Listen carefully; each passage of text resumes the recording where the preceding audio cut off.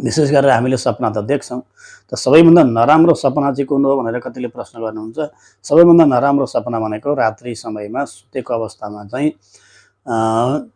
कुनै पितृले या कुनै मृत्यु भएको व्यक्ति, अमुक जोसुकै हुनसक्छ, परिवारको व्यक्ति हो अथवा गाउँकै कोही पनि भर्खर या चाहिँ जहिले भए पनि मृत्यु भएको व्यक्तिले आऊ मसँग जाउँ भन्दै दक्षिणको दिशाको यात्रा गर्छन् र अगाडि अगाडि ऊ हिँड्छन् र आफू पछाडि पछाडि जाइन्छ भने र दक्षिण दिशाको यात्रा गरिन्छ भने त्यो अत्यन्तै नराम्रो सपना मानिन्छ। यस्तै प्रकारले गधा आदिमा चढेर दक्षिणको यात्रा गर्नु, यसलाई पनि अशुभ मानिन्छ।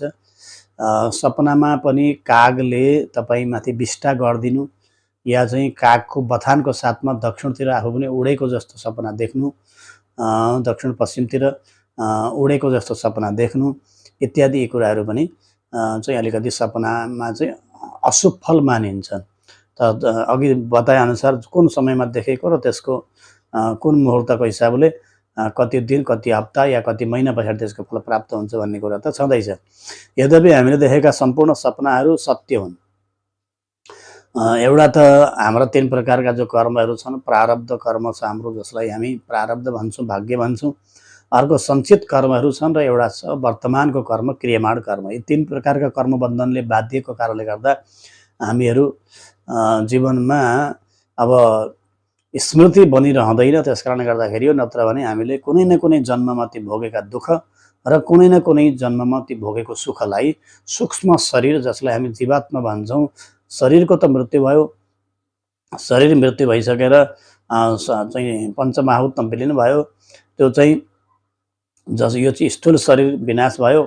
त सूक्ष्म शरीर जसलाई भनिन्छ जीवात्माको रूपमा, आत्मा न कहिले जन्मिन्छ न कहिले मर्छ। त्यस कारणले गर्दाखेरि त्यो दुःखको जुन चाहिँ अनुभवकर्ता, भोक्ता को रूपमा चाहिँ हामीलाई चाहिँ जुन चाहिँ प्रत्येक जन्ममा उसले चाहिँ हामीलाई एउटा स्मृति दिन्छ। त्यस कारणले गर्दाखेरि सपनाहरू कहिलेकाहीँ हामीले धेरै राम्रोभन्दा राम्रो ठाउँमा खेल्दै गरेको, उड्दै गरेको, सुख भोग्दै गरेको सपना देख्छौँ। कुनै जन्ममा हामीले त्यो सुख भोगिसकेको सत्य हो। र कहिलेकाहीँ अत्यन्तै नराम्रा आदि सपना देख्छौँ।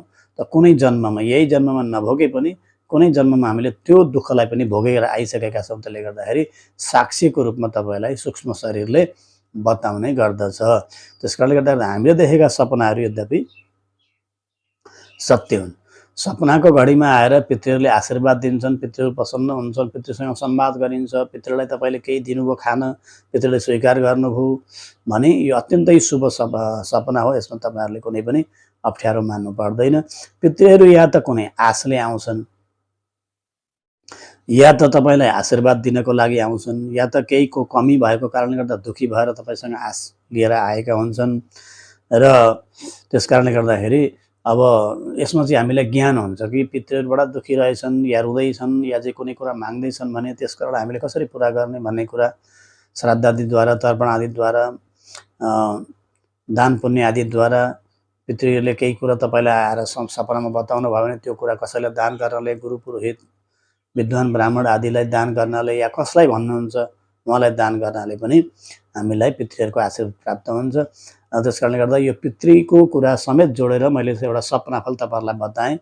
अब सपनाफलका धेरै कुराहरू छन् जसलाई चाहिँ शकुन शास्त्रले पनि व्याख्या गरेको छ। हाम्रा विभिन्न, जस्तो कि श्रीमद् भागवत महापुराणमा पनि प्रथम स्कन्धमा अर्जुनजी जब द्वारिकाबाट फर्केर आउनुभएको थियो हस्तिनापुर, त्यतिखेर आज भगवान श्रीकृष्णको अन्तिम स्वधाम गमनको समय भएको थियो।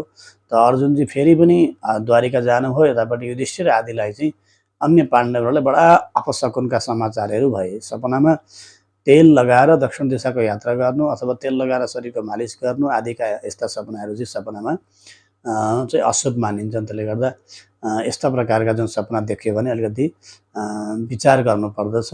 यद्यपि कहिलेकाहीँ त्यस्तो सपना देखेर तपाईँ जुरुक्क उठ्नुभयो ओछ्यानबाट भने भगवानको नाम लिनु, भगवानलाई स्मरण गर्नु। के भन्दा भगवानको नाम भनेको सर्वह ग्रहण वीरव अथवा महाऔषधि, दिव्य औषधि, पेनिसिया भनिएको छ। त्यस कारणले भगवानको स्मरण गर्नु। अच्युतानन्द गोविन्द नामोच्चारण भेषदात नश्यन्ति सकला बाधा सत्यम सत्यम वदाम्यहम्। भगवानको स्मरणबाट सम्पूर्ण बाधाहरू नष्ट भएर जान्छन् तत्कालको निमित्त। तर ती सपनाले दिने फल चाहिँ समय सापेक्ष, समय अनुसार तपाईले प्राप्त गर्नु नै हुन्छ। यो भिडियो तपाईहरुलाई के कस्तो लाग्यो अन्तिमसम्म श्रवण गरेर हेरेर लाइक, कमेन्ट, शेयर र सब्स्क्राइब गर्न भने नबिर्सिनु होला। जय सत्य सनातन।